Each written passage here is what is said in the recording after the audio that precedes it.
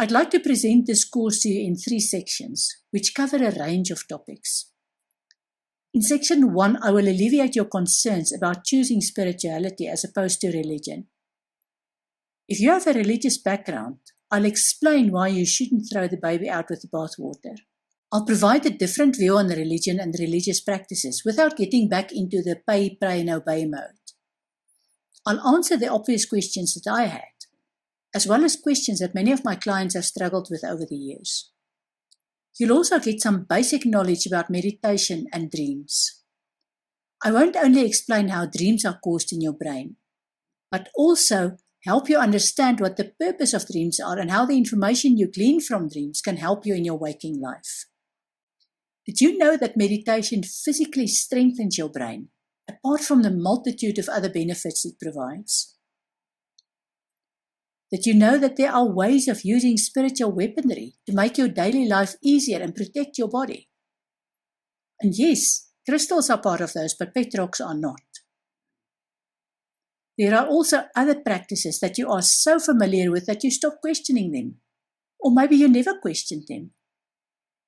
How is it that you think about a person, and then that person contacts you or sends you the item or information that you've been waiting for? How does that work?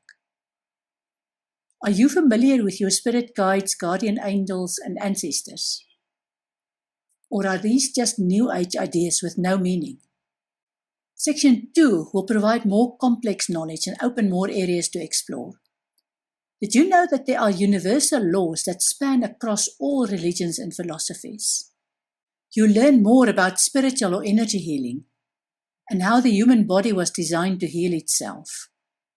We are very good at adding obstacles such as fear, guilt, doubt, non-belief, and any reason we can find not to let our bodies do what comes natural for them. We will also look at the messages in repetitive patterns that are highlighted in, for example, numerology and crop circles. I will introduce you to the fascinating world of quantum physics and how that confirms esoteric knowledge. Have you ever thought twice about the tree of knowledge of good and evil and what that means in your daily life? Of course, you're aware that bad things happen to good people.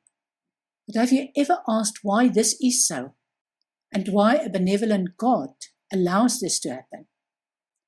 In section 3, you will learn that living a spiritual life is not just a fashionable choice. Are you ready for the responsibility that comes with the choice? I will explain the domino effect, where you conquer one demon in your life, and suddenly a lot of pieces fall into place. This alone makes it worth working on all your issues. We will look at the principles of energy healing and how you can apply them in your life. You will also be introduced to the topic of spirals and how the knowledge of spirals with its link to quantum physics explains your worst life experiences and how you can achieve forgiveness. And no, this is not the version of forgiveness where you are expected to turn the other cheek and become a doormat. And you thought that being spiritual is only about being psychic and about interpreting tarot cards. I will explain what tarot cards are about and why I never use them when I do psychic readings for clients. Do you know what the magic is that allows psychics and mediums to do what they do?